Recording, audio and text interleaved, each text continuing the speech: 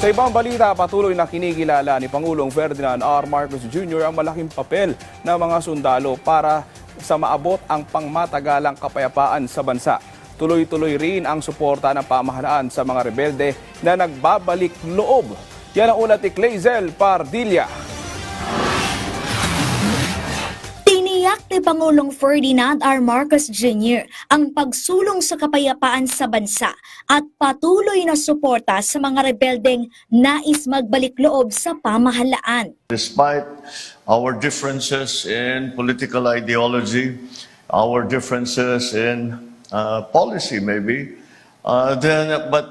we must always find a way to work through those differences and to somehow find an area of commonality and a consensus from which we can work and keep the peace, and from which we can work to bring progress to our country. Sa ilalim ng Enhanced Comprehensive Local Integration Program ng pamahalaan, binibigyan ng pinansyal na tulong ang mga dating rebelde para makapagsimula ng hanap buhay at makapagbagong buhay. Nakatatanggap din sila ng pabahay.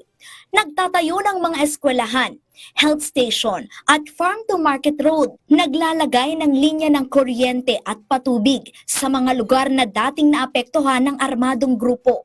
Layo nitong magbigay ng pag-asa at iparamdam ang presensya ng pamahalaan na hindi sila nakakalimutan akay tungo sa pag-ahon sa kahirapan.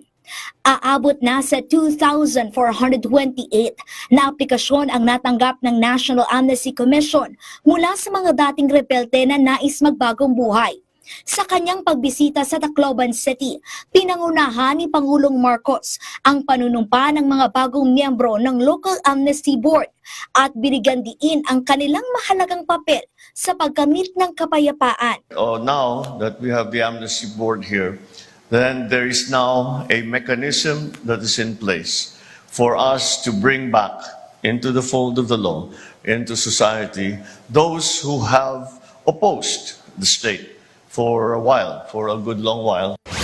Bilang pagkilala sa sakripisyo at pagsusumikap ng mga miyembro ng Sandatahang Lakas ng Pilipinas na nagpoprotekta sa teritoryo at soberanya ng bansa, itinaas ni Pangulong Ferdinand R. Marcos Jr.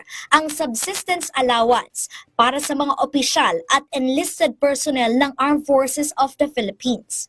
Sa ilalim ng Executive Order No. 84, mula 150 pesos, dinagdagan at ginawang 350 pesos ang allowance ng mga sundalo, epektibo January 1 ngayong taon. Ayon kay Pangulong Marcos, layo nitong iparamdam ang suporta ng pamahalaan sa sandatahang lakas na ipinagtatanggol at dinedepensahan ang integridad ng soberanya at teritoryo ng ating bansa. Clazel Pardilla, para sa Pambansang TV sa Bagong Pilipinas.